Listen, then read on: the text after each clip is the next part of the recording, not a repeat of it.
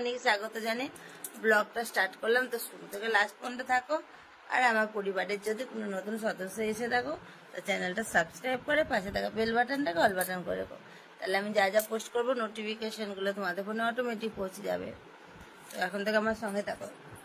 এখন বাজছে 1:10 আর আমি ঘুম থেকে এক্ষুনি উঠলাম দুপুরবেলায়। আর আজকে আমার হলো অশোক ষষ্ঠী। অশোক ষষ্ঠী যারা করো তারা জানবে অশোক ষষ্ঠীর মানেটা কি। আর আজকে হলো পয়লা বৈশাখ, সবাইকে শুভ নববর্ষ সবাইকে, বুঝলে বন্ধুরা। তো আর আজকে পয়লা বৈশাখ হয়ে কি হবে, আমি তো আজকে কিছু খেতেই পারবো না। কি রান্না হয় আজকে আমাদের বাড়িতে দেখাবো তোমাদের, আমার বৌদি রান্না করবে আজকে। তো চলো আমি উঠি, ব্রাশ ট্রাশগুলো করে ফ্রেশ হয়ে নিয়ে চলে আসছি তোমাদের সামনে আবার কিছুক্ষণ পর। তো ভিডিও করবো কি ফটো তুলছি।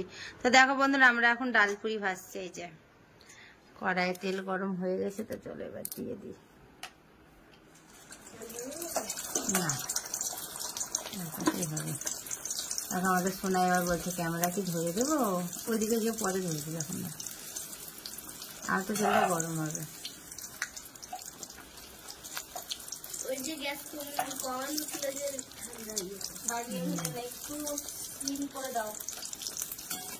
করবো দাদা, তেলটা তেল গরম হয়ে গেছে, স্লিম করে দাও।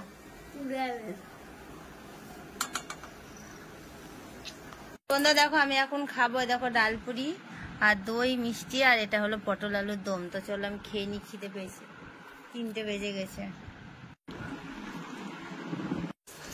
তো বন্ধুরা দেখো আমি এখন ডালপুরি ভাজছি, তখন তো ভাজছিলাম, দেখলে তো আঙুল দেখা যাচ্ছে না তো, তখন তো দেখলে ভাজছিলাম, ভাজতে ভাজতে বৌদি বললো তুমি খেয়ে নাও, কারণ আমি তো সারাদিন কিছু খাইনি, উপোস করেছিলাম।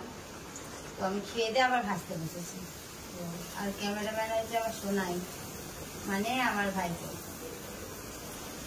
দেখা করা করাইছে।